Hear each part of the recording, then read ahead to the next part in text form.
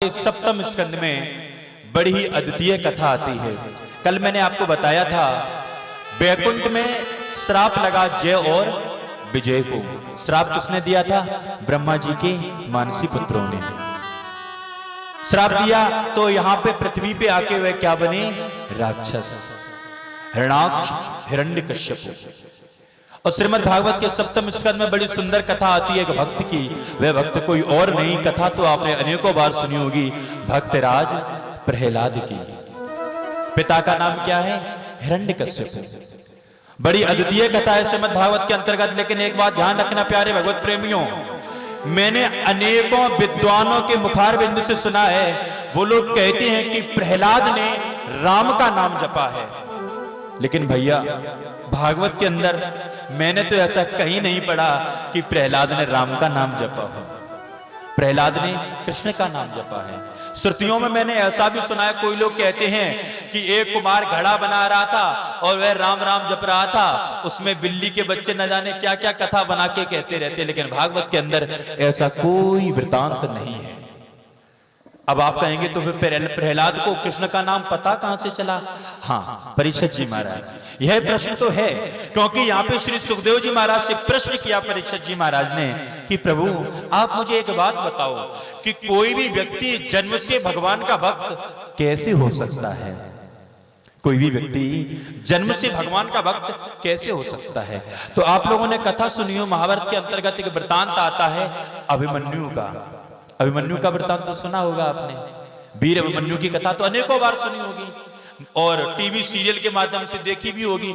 अभिमन्यु ने अपनी मां के गर्भ में पिता के द्वारा, क्योंकि उस समय अर्जुन ने सिखाया कि मैं कैसे चक्रव्यूह को तोड़ता हूं, और अभिमन्यु कहां थे? अपनी मां के उदर में थे। मां के उदर में रह के पिता के द्वारा दिया हुआ ज्ञान अर्जुन के पुत्र अभिमन्यु ने सीखा। कहां? मां के गर्भ में। ठीक इसी प्रकार जिस समय हिरण्यकश्यप तपस्या करने के लिए जाते हैं, बड़े ध्यान से सुनना प्यारे भगवत प्रेमियों, हिरण्यकश्यप को जब भाई का भगवान ने वध कर दिया तो हिरण्यकश्यप भगवान विष्णु पे बहुत ही क्रोधित हो गया। उसने यह प्रतिज्ञा की कि चाहे कुछ भी हो मैं विष्णु का वध करके रहूंगा। और भगवान विष्णु का वध करने के लिए हिरण्यकश्यप ने तपस्या की। और तपस्या किसकी की? भगवान ब्रह्मा की।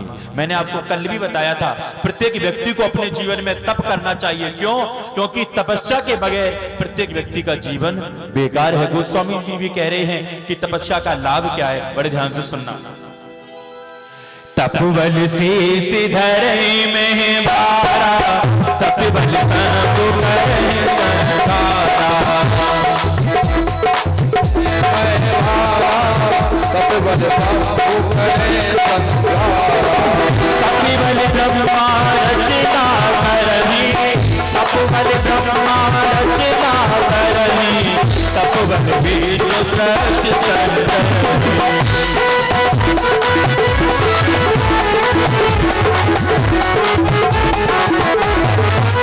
कहने का तात्पर्य जो कुछ है तपस्या से प्राप्त हो रहा है।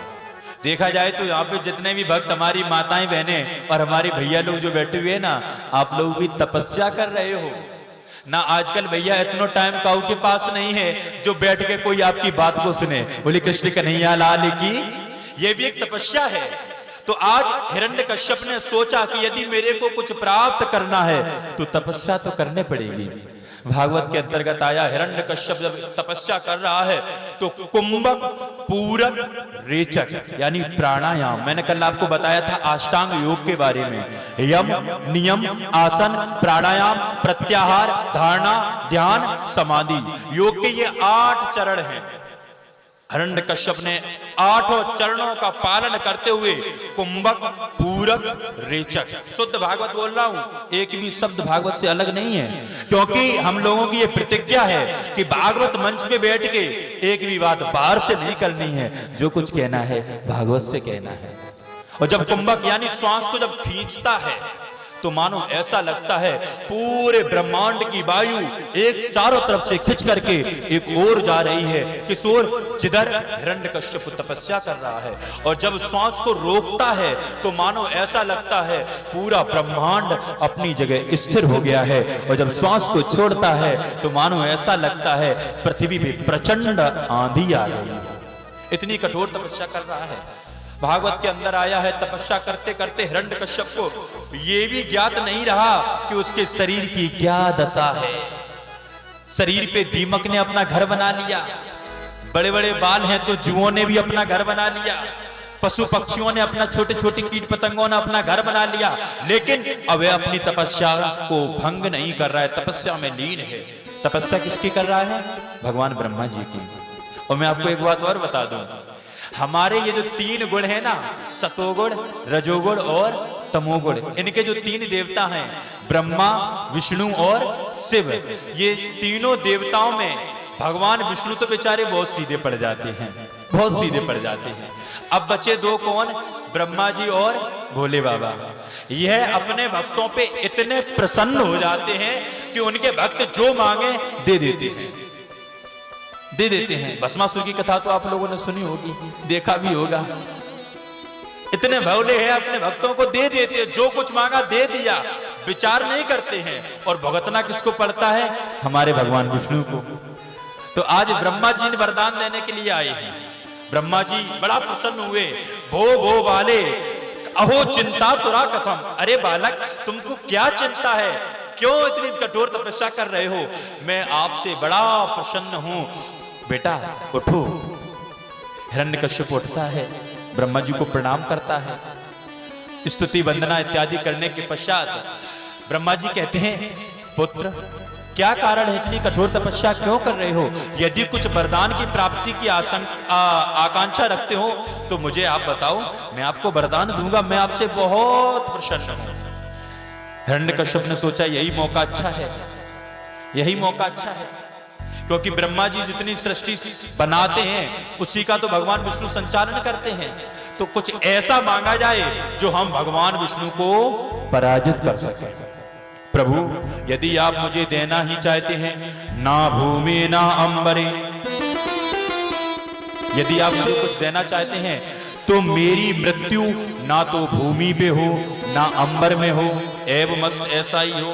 प्रभु केवल इतना ही नहीं, और भी सुनो, क्या? ना भूमि ना अंबरे, ना भूमि में मृत्यु हो ना अंबर में मृत्यु हो, ना ही कोई मेरे को मनुष्य मार सके और ना ही मेरे को कोई जीव जंतु पशु मार सके, एवं मस्त ऐसा ही हो। साथ ही साथ प्रभु एक बात और ध्यान रखना, क्या?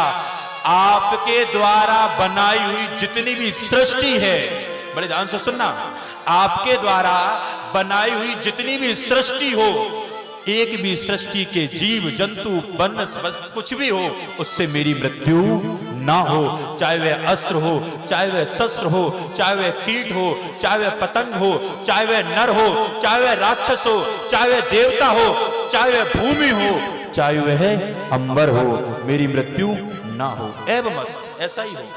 बड़े दयालु है ना ब्रह्मा जी, एवं मस्त आशीर्वाद दे दिया। अब तो हिरण्यकश्यप को लगा अब तो मैं अमर हो गया, मेरे को कोई मार ही नहीं सकता। भाई मुझे भय है किस बात का?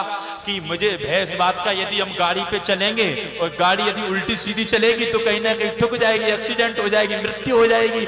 लेकिन यहाँ पे तो अब वरदान प्राप्त हो चुका है कि पृथ्वी पे तो मृत्यु होनी ही नहीं है। और पृथ्वी की तो बात छोड़ो, अंबर में भी मृत्यु नहीं हो सकती, कोई अस्त्र नहीं मार सकता। हमें भय है कि मेरी मृत्यु रिवाल्वर से हो सकती है, लेकिन उसको तो भय ही नहीं है। ना तो कोई धनुष है, ना धनुष मार सकता है, ना तलवार मार सकती। क्यों? क्योंकि इनकी संरचना ब्रह्मा जी ने की है, कोई नहीं मार सकता। अब तो हम अमर हो गए। मैंने कल आपको बताया था, जब आपके पास अपार धन हो, आपके पास अपार बुद्धि हो, शरीर में अपार बल हो, प्रभु की अपार कृपा हो, उस समय व्यक्ति को कभी भी अभिमान नहीं करना चाहिए। मद अभिमान में सब कुछ गया, मिट गए सारे वंश, ना मानो तो देख लो कौरव रावण कंस। कौरवों को अभिमान था मैं 100 भाई हूं, तो आज कोई नहीं बचा। रावण को अभिमान था 1 लख पूत 1.25 लाख नाती, ता रावण घर दिया न बाती। एक स्त्री पे, सदचरित्र स्त्री पे दृष्टि डालने के कारण आज उसका वंश की हान हो गई है। आज वही हाल है हिरण्यकश्यप का। अब तो मैं अमर हो गया, मेरे को कोई मार ही नहीं सकता। जहां कहीं भी भगवान का यज्ञ, कोई पारायण, कोई सप्ताह, कोई कुछ भी हो रहा है, बंद करवा रहा है। यदि पूजा करनी है तो मेरी करो। वैसे द्वादश मंत्र तो है, ओम नमो भगवते वासुदेवाय, नहीं, अब इस मंत्र का कोई जाप नहीं करेगा। आज से मैंने नया मंत्र बना दिया, क्या? ओम नमो भगवते हिरण्यकश्यपे नमः। हिरण्यकश्यप का जाप करो। यज्ञ करना है तो इसी मंत्र की आहुति डालो। जो कुछ करना है इसी मंत्र का करो। जो कुछ भी करना है इसी का करो। लेकिन एक बात ध्यान रखना, जिस समय हिरण्यकश्यप तपस्या कर रहा था उस समय देवराज इंद्र ने हिरण्यकश्यप के राज्य पर आक्रमण किया और उसकी पत्नी को बलात् धर के ले जा रहा था। क्यों? क्योंकि उधर में भक्त प्रहलाद पल रहे थे, बलात् धर के ले जा रहा था। देवसी नारद ने रोक लिया, देवराज यह कार्य आपके योग्य नहीं है। यह स्त्री अभी गर्भस्थ है और इसके गर्भ में पता नहीं कौन सा जीव बन रहा हो ना हो भगवान का परम भक्त हो, और तुम ऐसी स्त्री को बलात् धर के ले जा रहे हो। क्यों? देवराज कहते हैं कि महाराज, मेरे को आशंका है कि यह हिरण्यकश्यप का पुत्र है। जब इसका जन्म हो जाएगा तब मैं इसकी मृत्यु करूंगा, उससे पहले मैं इसको कष्ट नहीं दूंगा। देवशी नारद कहते हैं, नहीं देवराज, आप इनको छोड़ दो, इनको मेरे आश्रम में छोड़ दो। मैं इनको 4 वेद 6 शास्त्र की विद्याओं का अध्ययन कराऊंगा। इसके बालक को मैं परमात्मा का भक्त बनाऊंगा। बोले कृष्ण कन्हैया लाल की। मैंने कल आपको बताया था, जिस प्रकार भगवान की खोज भक्त करते हैं, ठीक उसी प्रकार भगवान भी अपने भक्तों की खोज करते हैं। जिस प्रकार एक शिष्य अपने उच्च गुरु की खोज करता है, ठीक उसी प्रकार गुरु भी जो सच्चा गुरु होता है वह चाहता है मेरे को भी एक सच्चा शिष्य मिल जाए जिसके द्वारा मेरे जीवन का भी उद्धार हो जाए। देवसी नारद के इस स्थिति भक्त ध्रुव और देवसी नारद आज दैत्यराज हिरण्यकश्यप की पत्नी को अपने आश्रम में ले जाते हैं और नित्यपति परमात्मा की भक्ति साधना बताते हैं। देवी ऐसे भक्ति करो, और अपना पूरा ध्यान कहां रखते हैं? जो गर्भ में पल रहे हैं भक्त प्रहलाद। जिस प्रकार अभिमन्यु ने अपनी मां के उदर में चक्रव्यूह को वेदना सीख लिया था, ठीक उसी प्रकार आज भक्त प्रहलाद अपनी मां के उदर में भगवान की भक्ति को सीख रहे हैं कि किस प्रकार से प्रभु की भक्ति करना चाहिए। और इधर हिरण्यकश्यप जब तपस्या करके आता है, अब तो वह उसका चारों तरफ बड़ा अत्याचार है। इधर भक्त प्रहलाद का जन्म होता है। धीरे धीरे प्रहलाद जब बड़े होते हैं ना, तो उनको शिक्षा देने के लिए हिरण्यकश्यप अपने गुरुपुत्रों को बुलाता है, संड और अमर्क। ये दोनों शुक्राचार्य जी के पुत्र हैं। दोनों को बुलाया, अरे गुरुपुत्रों, मेरी आपसे विनती है, मेरी आपसे प्रार्थना है, मेरे इस पुत्र को मृत संजीवनी विद्या का दान दो। क्यों? क्योंकि हमारे जब देवताओं से युद्ध होता है ना, तो हमारे राक्षस मृत्यु को प्राप्त हो जाते हैं। देवता लोग तो अमृत पिए हुए हैं, मरते ही नहीं है।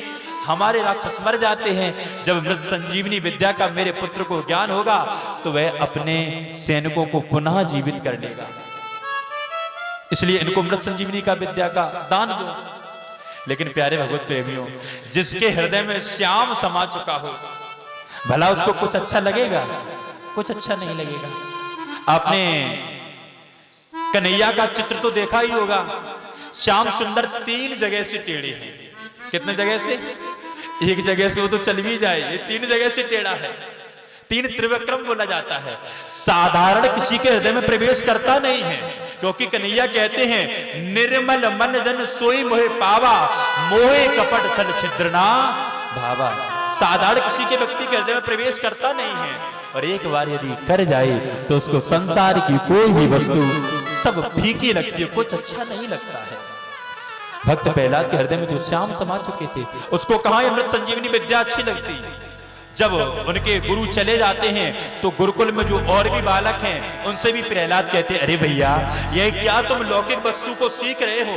अरे एक बार मर के पुनः जीवित होके आप क्या करोगे? बार बार मरना, बार बार जी के आप 84 लाख योनियों को भोग के क्या थके नहीं हो? पुनरपि जननम पुनरपि मरणम, पुनः जियोगे पुनः मरोगे, इसी में घूमते रहोगे। अरे भैया, प्रभु का नाम जपो, प्रभु का नाम ही कल्याणकारी है, प्रभु के सिवा सब कुछ बेकार है, परमात्मा का नाम जपो। भक्त प्रहलाद तो ठीक उल्टा कर रहे हैं। कहा नहीं जाता है कि कीचड़ में कभी कभी कमल खिल जाता है। आज वास्तव में इन राक्षसों के बीच में एक परमात्मा का भक्त उदय हो गया। और एक बात मैं आपको और बता दूं, जो परमात्मा का सच्चा भक्त होता है। अच्छा, आप लोग एक बात बताओ, हम आपको कथा सुना रहे हैं, आप लोगों को कथा कैसी लग रही है? अच्छी लग रही है तो एक बार हाथ उठाएं, बोले कृष्ण कन्हैया लाल की। आपको क्यों अच्छी लग रही है? इसमें मेरी कुछ विशेषता नहीं है, ना मैं बहुत अच्छा बोल पाता हूं, ना मैं बहुत अच्छा गा पाता हूं, ये मेरी विशेषता नहीं है। ये विशेषता उन भक्तों की है। उन भक्तों के चरित्र में इतनी शक्ति है कि जब उनके चरित्र का गान करते हैं तो आप लोगों को आनंद ही आनंद आता है। इसलिए प्यारे भक्तों, आप भक्त बन के देखिए, क्योंकि चाहे कैसे भी बने आप भक्त बन जाएं, चाहे किसी के भी बन जाएं। मैं ये नहीं कहता केवल परमात्मा के भक्त बन जाओ, आप राष्ट्र के भक्त बन जाओ, आप अपने माता पिता के भक्त बन जाओ। और यदि इन सब के भक्त बनते हुए यदि आप परमात्मा के भी भक्त बन गए तो आपके जीवन में आनंद ही आनंद है। कभी भी आपको कोई कष्ट नहीं होगा, कष्ट होगा भी तो वह कष्ट आनंद में निकल जाएगा। आज बालक प्रहलाद कष्टों में रहते हुए वे परमात्मा को भज रहे हैं। एक बार हिरण्यकश्यप बैठे हुए थे, उन्होंने सोचा क्यों ना अपने पुत्र से मिला जाए, तो प्रहलाद को बुलवाया। मैं प्रहलाद से मिलना चाहता हूं। राज सिंहासन पे बैठे हुए हैं प्रहलाद, आते हैं, हाथ जोड़े हुए हैं। और मैं आपको एक बात और बता दूं, जो व्यक्ति साधु पुरुष होता है, जो व्यक्ति परमात्मा का भक्त होता है, उसके चेहरे पे परमात्मा की भक्ति झलकती है, उसके दर्शन मात्र से आपको आनंद मिलता है। प्रहलाद को जैसे ही हिरण्यकश्यप ने देखा, हृदय में आनंद ही आनंद है। क्यों? क्योंकि प्रहलाद भगवान के भक्त हैं। पुत्र पास में बुलाया, सर से लेके मेरुदंड तक 3 बार हाथ फेरा। आप लोग भी ध्यान देना माताओं बहनों, हमारे पास माताएं बहनें आती हैं, कहती हैं भैया महाराज जी मेरा बालक बहुत उद्दंड है, बहुत शैतानी करता है।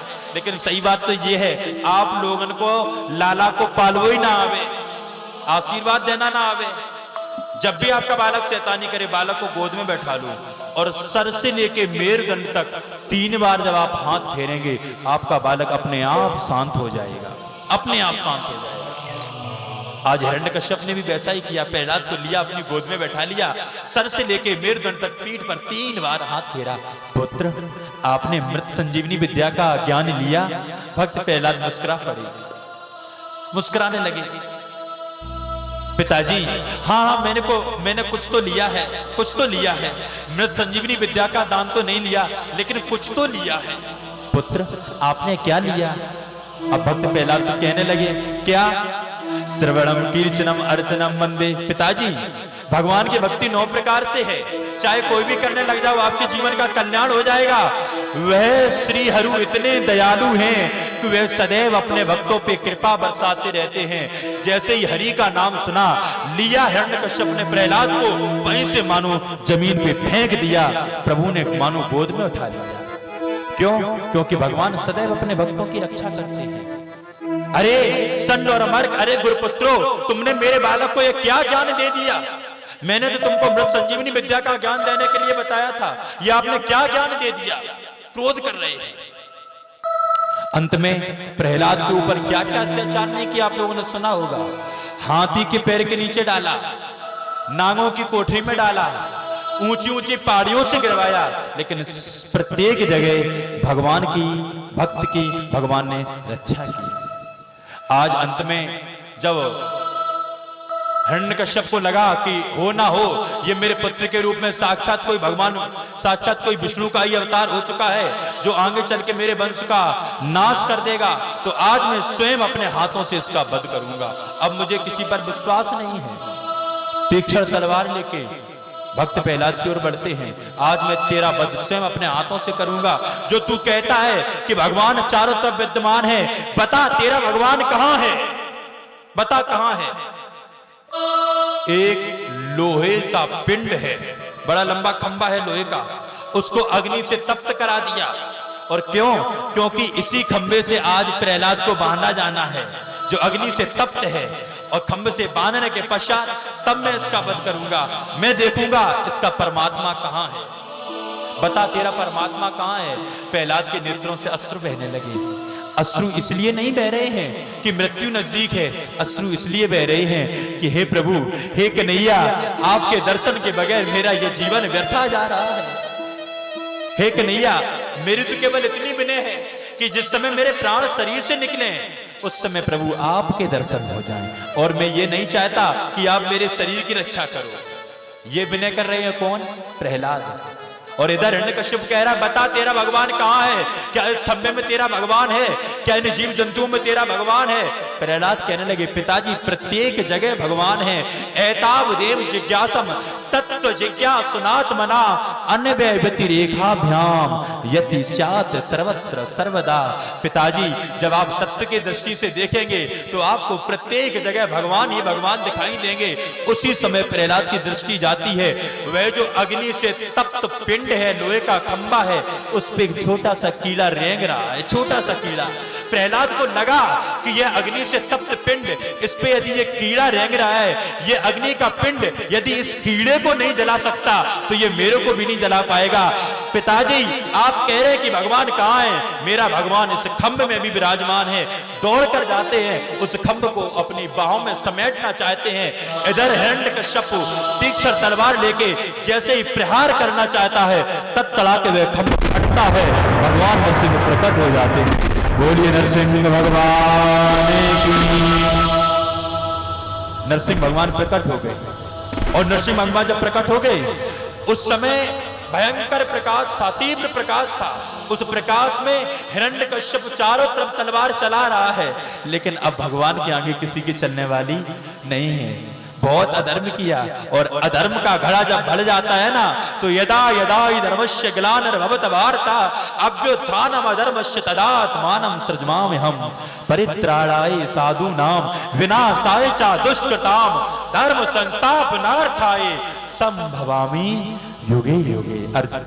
प्रभु की प्रतिज्ञा है ना, आज अधर्म की वृद्धि जब होती ही चली गई तो भगवान ने अवतार धारण किया नरसिंह का। नीचे का धड़ तो नर के समान है, और ऊपर क्या है? सिंह के समान। हाथ में बड़े बड़े नखों में बड़े बड़े नाखून हैं, सिंह के समान नाखून हैं। लिया हिरण्यकश्यप को अपनी जांघों पर रख लिया। आकाशवाणी होती है, हिरण्यकश्यपु ध्यान दो। और परीक्षित जी महाराज, आप भी ध्यान देना। जिस समय हिरण्यकश्यप का वध हो रहा है, उद्धार हो रहा है, उस समय ना तो दिन था और ना ही रात थी, तो क्या था? ना ही दिन थी और ना ही रात थी, तो था क्या? हमने सुना इधर कथाएं बहुत होती हैं, यदि किसी को पता है तो बताए। भाई हमको तो पता नहीं, हम भूल गए, हमें भूला रू लगा हुआ है। बोली कृष्ण का नहीं आला की। देखिए, उस समय ना तो दिन था ना ही रात्रि थी, सायकालीन की बेला थी। कहने का सूर्य अस्त हो चुके थे और चंद्रमा ने अभी अपनी किरणों को बिखेरा नहीं था। सायकालीन बेला थी, जिसको काफी लोग कहते हैं गोधूल बेला थी। लेकिन यह जो लीला है वह गोधूल बेला से थोड़ी पहले की है। क्यों? क्योंकि गोधूल बेला में तो परमात्मा का भजन करनी चाहिए। सबसे सुंदर बेला यदि भगवान का भजन करने की है तो गोधूल बेला है। बोले कृष्ण का नहीं आना की। सायकालीन की बेला है, ना भूमि है ना अंबर है। कहां रखा? जंगा पर। और साथ ही साथ ना कोई अस्त्र है, ना कोई शस्त्र है, ना कोई जीव है, ना कोई जंतु है, ना नर है, ना ही पशु है। और ब्रह्मा जी ने जो सृष्टि बनाई है, या तो पूरा नर बनाया या पूरा सिंह बनाया। ऐसी कोई ब्रह्मा जी की सृष्टि ही नहीं है जिसमें नर भी हो और सिंह भी हो। ये तो प्रभु की लीला है। उसी समय हिरण्यकश्यप के नेत्रों के सामने, क्योंकि कहा जाता है, हमारे शास्त्र भी कहते हैं, जब व्यक्ति का अंत समय होता है तो उस समय मानो उसके नेत्रों के सामने उसके पूरा जीवन होता है कि मैंने क्या क्या कर्म किए हैं। यदि उसने अच्छे कर्म किए होते हैं तो उसके चेहरे पे मुस्कान होती है और हंसते हंसते प्राणों को त्यागता है। यदि उसने दुष्कर्म किए होते हैं तो उसके शरीर में पीड़ा होती है। आज हिरण्यकश्यप को अपार पीड़ा है, मुझे छोड़ दो, छोड़ दो, छोड़ दो। लेकिन उसी समय भगवान नरसिंह ने अपने तीक्ष्ण नखों से हिरण्यकश्यप का पैर फाड़ दिया और हिरण्यकश्यप का उद्धार कर दिया। बोले कृष्ण कन्हैया लाल की। देवता लोग भयभीत हैं, पुष्प वृष्टि करना चाहते हैं लेकिन कर नहीं पा रहे। क्यों? आज प्रभु बड़े क्रोध में हैं, बड़े क्रोध में हैं। देवर्षि नारद आते हैं, कहते हैं भक्त प्रहलाद, इस समय प्रभु के क्रोध को आप ही शांत कर सकते हो। प्रभु बड़े क्रोध में हैं, नखों से पेट को फाड़ दिया और बार बार आंतों को निकाल रहे हैं, मानो उसमें कुछ खोज रहे हो। प्रहलाद आते हैं, हाथ जोड़े हुए हैं, प्रभु मैं अपने पिता की यह दशा नहीं देख सकता। कैसे भी हो मेरे पिता हो, कोई पुत्र नहीं चाहता कि उसके सम्मुख उसके पिता का वध हो। प्रभु मेरे पिता को छोड़ दो, अब मैं इनकी इससे ज्यादा दुर्दशा नहीं देख सकता। भगवान कहने लगे, रक्त रंजित हाथ प्रहलाद के मस्तक से लेके मेरुदंड तक फेरते हैं, गोद में बैठा लिया। अरे भक्तराज प्रहलाद, मैं तो देख रहा था कि तेरा जैसा भक्त इसी राक्षस के अंश से निकला है।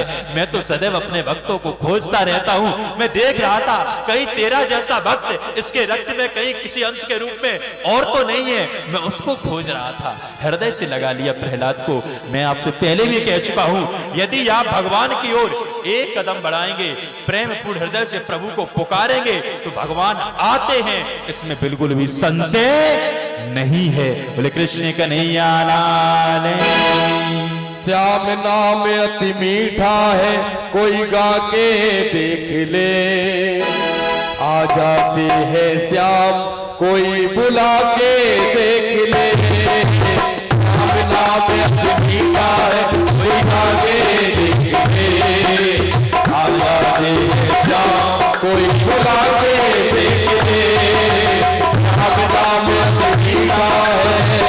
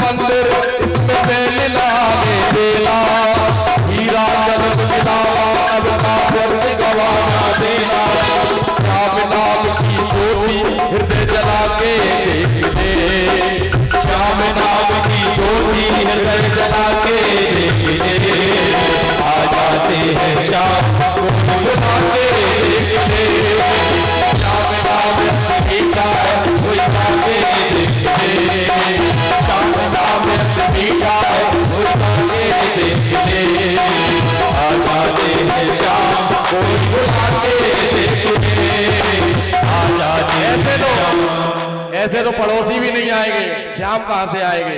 उठाइए सभी लोग लंबे लंबे हाथ, सेवा करते हुए, अरे आ जाते हैं श्याम कोई बुला के देख ले, आ जाते हैं श्याम कोई बुला के देख ले, आ जाते हैं श्याम कोई बुला के देख ले। तो बोलो श्याम श्याम श्याम, बोलो श्याम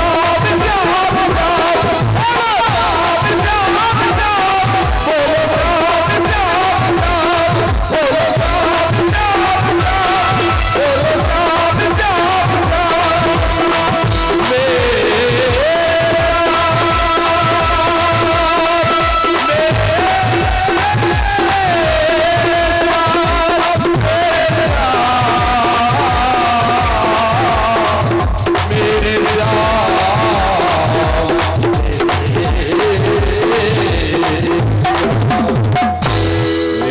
कन्हैयालाल की जय। परीक्षित जी महाराज, श्रीमद् भागवत के अंदर भक्त प्रहलाद की कथा के उपरांत श्रीमद् भागवत के सप्तम स्कंद में ब्रह्मचर्य का नियम बताया गया है और बताया गया है कि प्रभु को यदि प्राप्त करना है, देखिए मैंने आपको कल भी बताया था, सनातन संस्कृति में 6 शास्त्र हैं।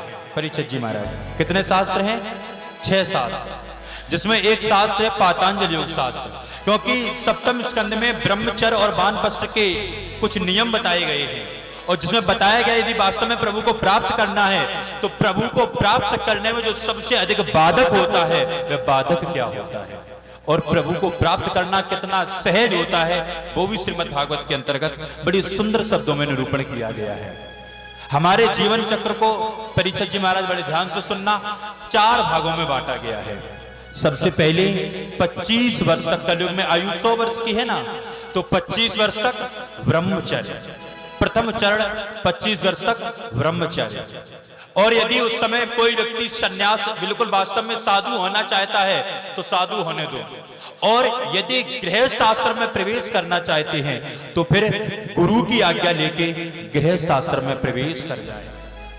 25 से 50 वर्ष तक गृहस्थ आश्रम में रहें और उस समय गृहस्थ आश्रम में रहने के साथ साथ खूब अर्थ का प्रयोजन करें, ऐसे ऐसे कार्य करें जिससे अर्थ की प्राप्ति हो, जिससे आपको सुख संतप्ति प्राप्त हो। उसके पश्चात 25 से 50 वर्ष तक गृहस्थ, 50 से 75 वर्ष तक परीक्षित जी महाराज पुनः वानप्रस्थ आश्रम। उसके पश्चात फिर आप अपने पुत्रों के कार्य में दखल न दें। जैसे 50 वर्ष की आयु हो जाए ना, और गांव में तो कहावत भी कही जाती है, जब पिता के पैर को जूता लाला के पैर में आवे लग जाए ना, तो फिर बात को ज्यादा, फिर उस समय मित्रवत व्यवहार होना चाहिए। व्यवहार कैसा होना चाहिए? पुत्र के साथ उस समय फिर मित्रवत व्यवहार होना चाहिए। क्यों? क्योंकि क्या होता है ना, जब आप 50 वर्ष के हो गए, आपने अपने पुत्र का भी विवाह कर दिया, उसके भी बच्चे हो गए, तो आप यदि बाप हो तो आपका पुत्र भी किसी का बाप है, इसलिए अब उससे मित्रवत व्यवहार करें। आप वानप्रस्थ में चले जाएं, कहने का तात्पर्य किसी साधु सन्यासी की शरण में चले जाएं। 75 वर्ष तक वानप्रस्थ, उसके पश्चात सन्यास आश्रम में प्रवेश कर जाए। लेकिन इस पूरे 100 वर्ष के इस चक्र में जो सबसे प्रमुख है वह है व्यक्ति को उच्च रखने के लिए, अपने आप को संभालने के लिए केवल और केवल चरित्र। क्योंकि कहा गया है जिस व्यक्ति के पास उसका चरित्र नहीं होता है, समझो उसके पास कुछ भी नहीं है। कहा गया, बड़ी सुंदर बात कही है, एक कथा आती है पातंजलि योग शास्त्र के अंतर्गत, प्यारे भगवत प्रेमी बड़े ध्यान से सुनना।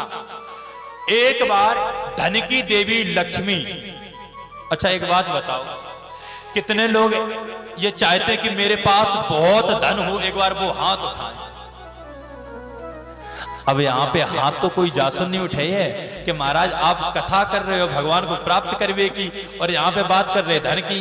मन में तो सभी चाहते हैं कि धन खूब मिले, लेकिन हाथ जासूस नहीं उठे। महाराज जी देख लिए, लेकिन भैया हम तो खूब चाहते मेरे भैया बहुत धन हो, क्योंकि यदि धन नहीं होगा तो सब बेकार है। ऐसे तो बाबा निरे घूमत रात में, फिर वही में गिनती हमारे लोगों की होने लगी है। क्योंकि कहा गया है जब आपकी जेब में लाखों रुपए होंगे, बड़े ध्यान से सुनना प्यारे भगवत प्रेमी परीक्षित जी महाराज, जब आपकी जेब में लाखों रुपए होंगे तो आपको लाख रुपए देने वाले लाखों मिल जाएंगे, और जिस दिन आपकी जेब में एक रुपए नहीं होगा उस दिन आपके सगे रिश्तेदार भी आपका मुख देख के एक तरफ हो जाएंगे, कहीं ये मेरे से पैसा ना मांग ले। इसलिए खूब धन कमाओ, लेकिन धन किससे कमाओ? धर्म से। धर्म से धन कमाना चाहिए, कहीं भी अधर्म नहीं होना चाहिए। अब कितने लोग चाहते कि मेरे पास बहुत धन हो, हाथ उठाएं। कछु लोगों की बात समझ में आई, लेकिन प्यारे भगवत प्रेमियों बड़े ध्यान से सुनना, पतंजलि योग शास्त्र के अंतर्गत कथा आती है। ये भगवान हमारे परीक्षित जी को एक ठेला रुपया दे दे, बोले कृष्ण कन्हैया लाल की। पतंजलि योग शास्त्र के अंदर परीक्षित जी महाराज, एक देवी लक्ष्मी का भक्त, उसने देवी लक्ष्मी को प्रसन्न करने के लिए देवी लक्ष्मी की पूजा प्रारंभ की, और पूजा करते करते देवी लक्ष्मी प्रसन्न हो गई। कौन प्रसन्न हो गई? बड़े ध्यान से सुनना, देवी लक्ष्मी प्रसन्न हो गई, और प्रसन्न होके अपने भक्त के सम्मुख आके प्रकट हो गई।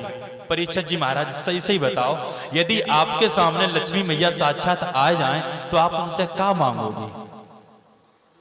भाई मांगे जो व्याल भाई भैया ने कही ठेला भरो रुपया मिल जाए। और ये बात बिल्कुल सही है। आप लोग जितने भी लोग दीपावली पे गणेश लक्ष्मी की पूजा करते हो, इसीलिए करते हो कि मेरे को सुख संपत्ति घर आवे। सुख संपत्ति उतार पर सीधो सीधो पैसा आवे। लक्ष्मी मैया प्रकट हो गई उस भक्त के सामने, लेकिन उस भक्त ने देखा बड़ी विचित्र बात है, देवी लक्ष्मी का माथा और पैर की एड़ियां घिसी हुई हैं। देवी लक्ष्मी का माथा और पैर की एड़ियां घिसी हुई हैं। भक्तराज अपने भक्त को तो भूल गया, क्योंकि जो भगवान का सच्चा भक्त होता है ना, वह अपने कष्ट को तो भूल जाता है, उसको दूसरे का कष्ट अपना दुख लगने लगता है। जो साधुओं के बारे में कहा गया है, परमार्थ के कारण साधु धरा शरीर। साधु को अपना, जो सच्चा साधु हुआ उसको अपना चाहे वो कष्ट उसके कुछ नहीं लगेगा, लेकिन यदि कोई दूसरा व्यक्ति, कोई यदि जीव जंतु किसी को कोई कष्ट है तो यह दौड़ पड़ता है। वही हाल हुआ आज हमारे इन भक्तराज का। इन्होंने देखा कि मैया ऐसा क्या कारण है, आपका माथा घिसा हुआ है और माथे से रक्त बवन कर रहा है, आपकी पैर की एड़ियां भी घिसी हुई हैं, क्या कारण है? देवी लक्ष्मी कहने लगी, भक्तराज सही बात तो ये मैं बताना नहीं चाहती हूं, लेकिन यदि आपने पूछा है तो मैं बताऊंगी अवश्य।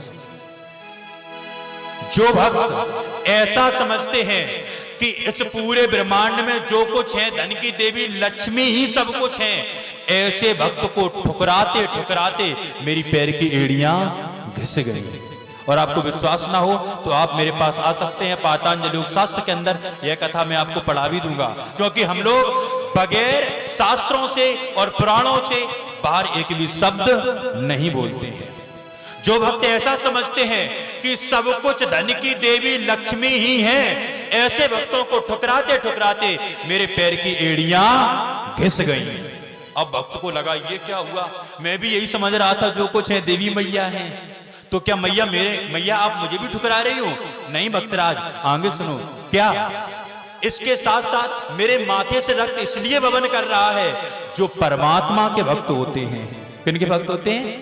परमात्मा के भक्त होते हैं, जो सदचरित्र होते हैं, जो चरित्रवान होते हैं, उनके घर के माथे पे, चौखट पे अपना माथा रगड़ते रगड़ते मेरा ये माथा घिस गया। तो प्यारे भगवत प्रेमियों, यदि आप चाहते हैं कि मैं बहुत धनवान हूं, मैं बहुत बलवान हूं, मैं बहुत बुद्धिमान हूं, तो उसके लिए केवल एक उपाय है, आप सदचरित्र हो जाएं, आप चरित्रवान हो जाएं। धन की देवी लक्ष्मी आपके घर के चौखट पे भी माथा रगड़ेगी, इसमें बिल्कुल भी संदेह नहीं है। आवश्यकता किसकी है? चरित्र की। यद्यपि कहा गया है धनों में सबसे बड़ा धन संतोष बताया गया है, लेकिन नहीं, जहां पे चरित्र की बात आती है तो चरित्र से बढ़ के दूसरा कोई और धन नहीं है। अंग्रेजी के विद्वान हुए एक सुकरात, बड़ी सुंदर बात कही उन्होंने, if wealth is lost nothing is lost, if health is lost something is lost, if character is lost everything is lost. कहने का तात्पर्य, इफ वेल्थ इज लॉस्ट, यदि आपका धन चोरी हो जाए, चोर चुरा ले जाए, समझो कुछ नहीं गया, हम धन को दोबारा कमा सकते हैं। इफ हेल्थ इज लॉस्ट, यदि शरीर में कोई रोग हो जाए तो समझो हाँ कुछ चला गया, क्योंकि शरीर यदि स्वस्थ है तभी तो धन कमा पाएंगे। अब शरीर पहले से ही आप डेंगू मलेरिया इन बुखारों में लिप्त हैं तो कहां से धन कमाएंगे। तो शरीर में यदि रोग हो तो समझो हाँ कुछ चला गया लेकिन बहुत थोड़ा गया, लेकिन if character is lost everything is lost. यदि आपका चरित्र चला गया, आपके शरीर में चाहे कितना भी बल हो, आपके पास चाहे कितना भी पैसा हो, कितना भी धन हो, लेकिन चरित्र नहीं है तो सब कुछ बेकार है, मिथ्या है, मिथ्या है, मिथ्या है। इसलिए अपने चरित्र की रक्षा करो। आज हमारे भारत देश में जब से पाश्चात्य सभ्यता का प्रवेश हो रहा है, धीरे धीरे मेरा भारत अपने चरित्र से गिरता चला जा रहा है, गिरता चला जा रहा है, गिरता चला जा रहा है। और सबसे बड़ा कष्ट हम जैसे लोगों को यही होता है, जब मैं अपने भारत में इन युवाओं को और हमारी इन माताओं बहनों को देखता हूं तो कष्ट होता है। आप जिन धन की देवी लक्ष्मी के पीछे भाग रहे हो, वह देवी आपके पीछे होगी कब? जब आपके पास चरित्र होगा। इसलिए मेरे प्यारे भगवत प्रेमियों, अपने चरित्र की रक्षा करो। बोले कृष्ण कन्हैया लाल की। आप लोगों को बात कैसी लगी? यदि अच्छी लगी हो तो हाथ उठा के बोले राधे राधे, और आज से प्रतिज्ञा करके जाएं कि आज तक मुझसे जो कुछ भी हुआ प्रभु मैं आपको समर्पण कर रहा हूं, लेकिन आज से मैं प्रतिज्ञा करता हूं कि जीवन में कभी भी अपने चरित्र को गिरने नहीं दूंगा। और प्यारे भक्तों, मुझे विश्वास है यदि आपके पास चरित्र होगा तो आपके पास विद्या भी होगी, आपके पास धन भी होगा, आपके पास बल भी होगा। आवश्यकता केवल चरित्र को बचाने की है, चरित्र को बचाने की है।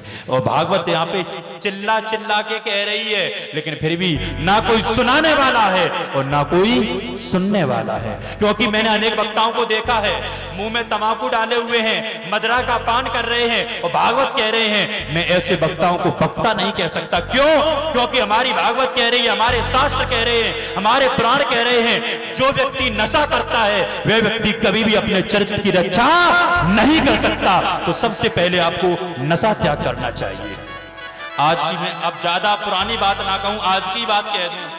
आज हम लोगों का साकिल में निमंत्रण हुआ तो एक ही जगह हम लोगों को पधरावने के लिए बुलाया गया, नाम नहीं लूंगा, पधरावने के लिए बुलाया गया। तो मैंने उनको देखा पधरावने की, फिर मैंने पूछा, मुझे ऐसा लग रहा है, क्योंकि हम लोगों को प्रतिवास हो जाता है, लगता है, मुझे ऐसा लगा कि यहाँ पे कुछ लोग तम्बाकू खाते हैं। मैंने उनको बुलाया, यहाँ आप तम्बाकू खाते हो? हाँ। तो हमने कहा ये तो सब काम बेकार कर दिया, क्योंकि ब्रह्म वैवर्त पुराण के अंतर्गत आया है। प्यारे भक्तों ध्यान देना, जो व्यक्ति तम्बाकू खाता है, चाहे वह दान देने वाला हो या फिर दान लेने वाला हो, यदि आप तम्बाकू खाने वाले को दान देते हैं तो सबसे पहले दान देने वाला रौरव नरक में जाएगा। कहां जाएगा? रौरव नरक में। तो तम्बाकू चाहे खाने वाला दान देने वाला हो या लेने वाला हो, सदैव आप उससे दूरियां बना के रखें। जो व्यक्ति नशा करता है उससे सदैव दूरियां बना के रखें। क्यों? क्योंकि नशा नाश कर देगा। फिरोगे दाने दाने को, कटोरा हाथ में होगा, ना देगा कोई खाने को। इसलिए सबसे पहले नशा का त्याग करो। और यदि कोई व्यक्ति कहता है तंबाकू खा रहा है, नशा कर रहा है और कह रहा है कि मैं बहुत सदाचारी हूं, आप समझ लेना ये व्यक्ति झूठ बोल रहा है। क्योंकि नशा करने वाले व्यक्ति का चिंतन कभी भी शुद्ध नहीं हो सकता। इसलिए सबसे पहले नशा का त्याग करो। आज हमारे भारत, आपको पता है ये तंबाकू कहां से बनी? हमारे पुराणों के अंतर्गत आया है। तंबाकू क्यों खाई जाती है? वास्तव में तंबाकू को देखा जाए तो जब गौ की पूंछ काटी गई तो पूंछ से जो रक्त निकला, उस रक्त से तंबाकू का उत्पादन हुआ।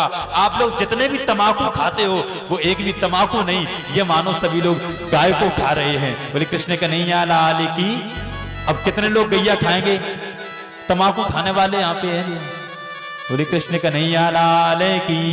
कहने का तात्पर्य मेरे प्यारे भगत प्रेमियों, हमें कोई आप यदि आप तंबाकू खाना बंद कर देंगे तो उससे हमें कोई लाभ नहीं होगा, लेकिन ये जरूर मैं कहूंगा उससे आपको अवश्य लाभ होगा। यदि आप नशा बंद कर देंगे तो उससे आपको अवश्य लाभ होगा। क्योंकि हम लोग जब जाते हैं ना तो हमको हमारी माताएं बहनें मिलती हैं, कहती हैं महाराज कैसे भी करो हमारे पति की शराब छुड़वा दो। अब महाराज कैसे छुड़वा दें? महाराज कैसे छुड़वा दें? ये प्रतिज्ञा आपको खुद करनी पड़ेगी। आपको खुद देखना पड़ेगा कि आज मैं नशा कर रहा हूं तो मेरा परिवार कहां जा रहा है। लोग कहते हैं कि महाराज मैं गरीब हूं। कोई गरीब नहीं है, गरीब आप अपने कार्य से हैं। हमारे भारत में संतों ने कहा है कि यदि आप गरीब पैदा होते हैं तो इसमें आपका दोष नहीं है, यदि आप गरीब पैदा होते हैं तो इसमें आपका दोष नहीं है, किंतु गरीबी में यदि आप मरते हैं तो ये आपका सबसे बड़ा दोष है। क्यों? यदि आपको गरीबी दूर करना है तो दो चीजों पे ध्यान देना होगा। सबसे पहले अपने घर से, अपने समाज से इस नशा का बिल्कुल त्याग करो, और दूसरी सबसे पहले शिक्षा पे ध्यान दो, क्योंकि हमारे शास्त्रों में कहा गया है विद्या ददात विनयम विनयादयाद पात्रताम पात्रत्वाद धनमान पोती यतो धर्मा ततो सुखम। यदि आप चाहते हैं कि मेरे पास अपार धन हो तो सबसे पहले विद्या का दान लो। विद्या ददात विनयम, विद्या जब आपके पास होगी तो आप विनयशील होंगे। विनयादयाद पात्रताम, जब विनयशील होंगे तो धन कमाने के पात्र बनेंगे। पात्रत्वाद धनमान पोती, जब धन कमाने के पात्र बन जाएंगे, आपके पास अपार बुद्धि होगी, आपके पास तरह तरह के तकनीकी दिमाग होंगे, तो आप तरह तरह के कार्य करेंगे तो धन का भी अर्जन होगा, और जब धन होगा तो फिर आनंद ही आनंद है। बोले कृष्ण कन्हैया लाल की।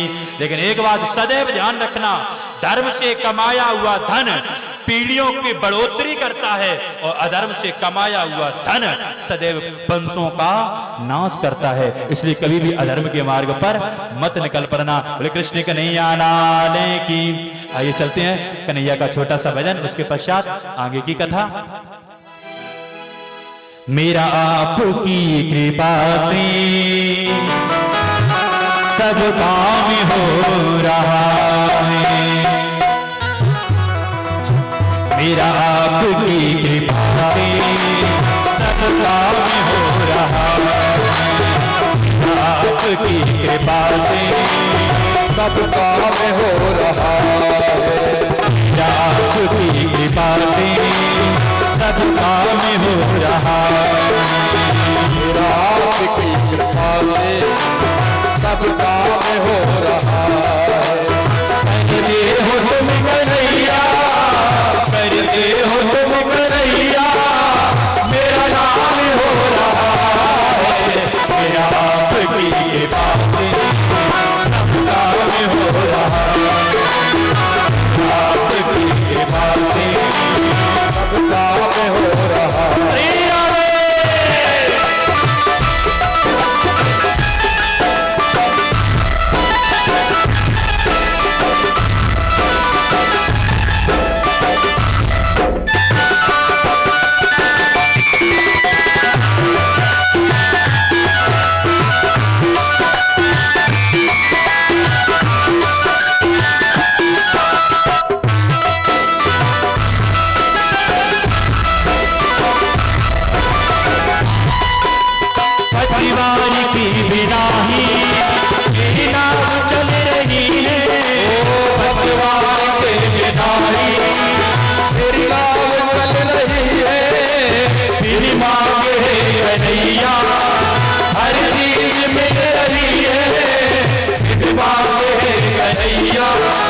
हर चीज मिल रही है,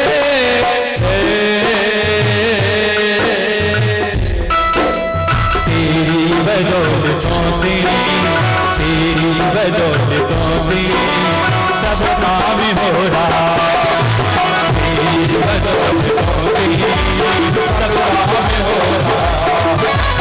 करते हो तुम कन्हैया, करते हो तुम कन्हैया, मेरा नाम हो रहा, सब काम हो रहा, आपकी कृपा से सब काम हो रहा है।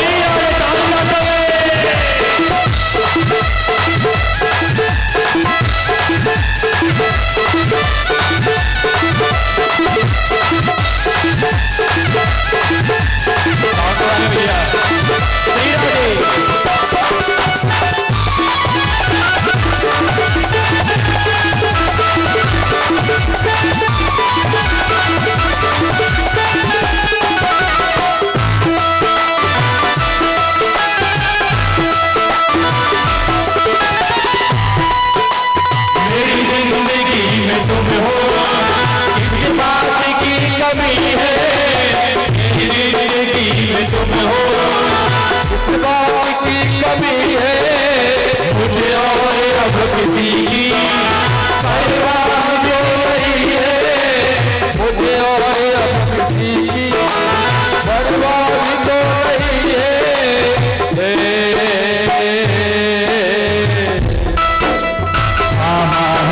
तेरा दामन। कितने भक्तों ने यहाँ पे कन्हैया का दामन थामा? एक बार हाथ उठाएं। सभी ने थामा है, तो ये हाथ अब नीचे नहीं होने चाहिए, ताली बजाते हुए। थामा है तेरा दामन, आराम हो रहा। थामा है तेरा दामन, आराम हो रहा। करते हो तुम कन्हैया, करते हो तुम कन्हैया, मेरा नाम हो रहा है। सब काम हो रहा है, तेरा आपकी कृपा से सब काम हो रहा है। सब काम हो रहा है, सब काम हो रहा है, सब काम हो रहा है।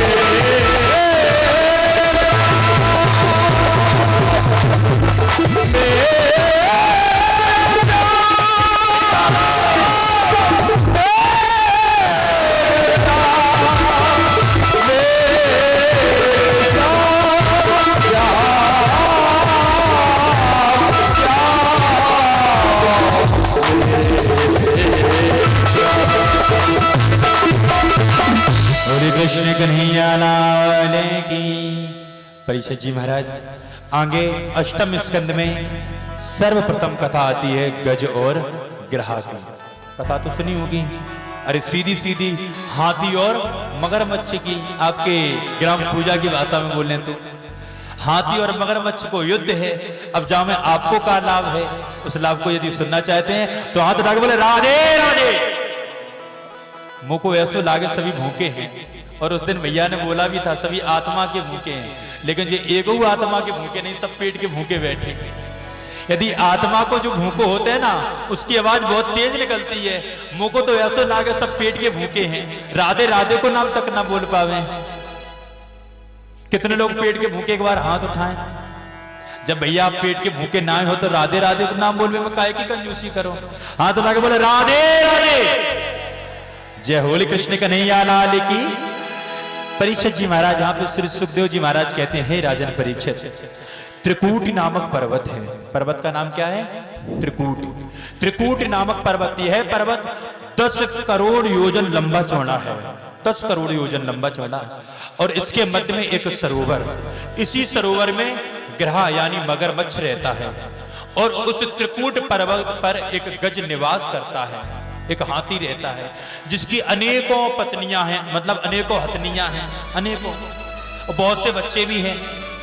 उस गज को ये अहंकार था कि मैं बहुत बलवान हूं, मेरा कोई कुछ भी नहीं बिगाड़ सकता, कुछ नहीं बिगाड़ सकता। अपने अभिमान के कारण, बल के अभिमान के कारण जब वह हुंकार भरता है, जब वह हाथी चिंगारता है, तो उस पर्वत पर जो हिंसक पशु पक्षी हैं, हिंसक पशु का तात्पर्य शेर, चीता, बाघ, वो भी डर के भाग जाते हैं। क्यों? क्योंकि वह बहुत विशालकाय हाथी था, उसको अपने बल का बहुत अभिमान था।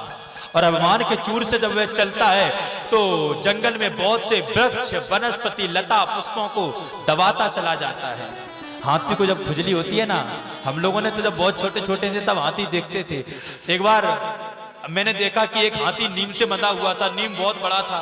उसको जब खुजली हुई ना तो उसने नीम से थोड़ा सा खुजलाया, वो पूरा नीम हिलने लगा। मेरे को ऐसा लगा भी गिर पड़ेगा, क्योंकि बहुत बलशाली है।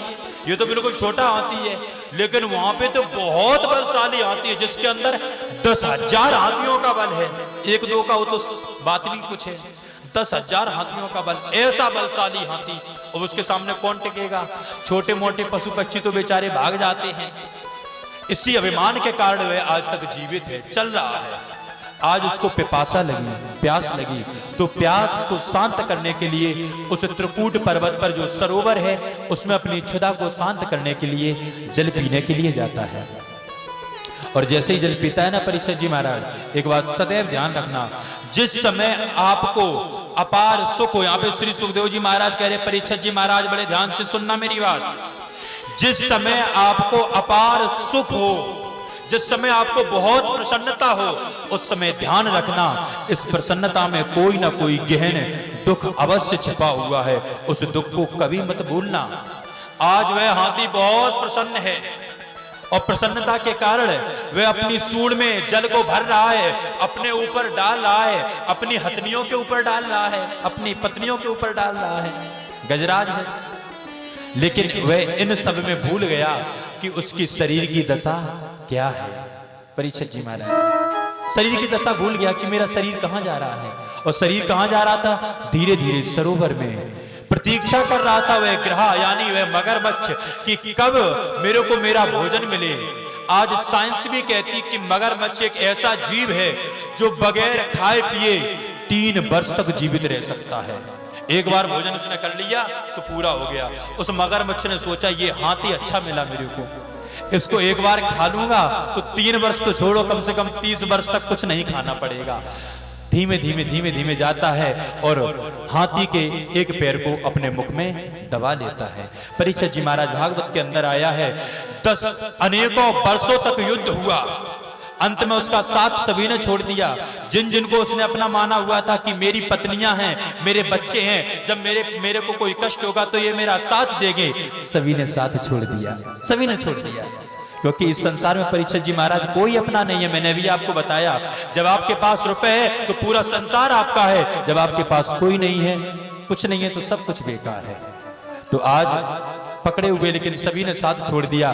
लेकिन अंत में जब उस गज ने देखा कि अब मेरी रक्षा केवल और केवल भगवान कर सकते हैं, तो उसने प्रभु को अपनी अंतिम भेंट एक पुष्प परीक्षित जी महाराज पुष्प भेंट के रूप में जैसे ही समर्पित किया, उसी समय भगवान आते हैं, चक्र से उस ग्रह का सर को काट देते हैं और उसके की रक्षा करते हैं। क्यों? क्योंकि भगवान सदैव अपने भक्तों की रक्षा करते हैं।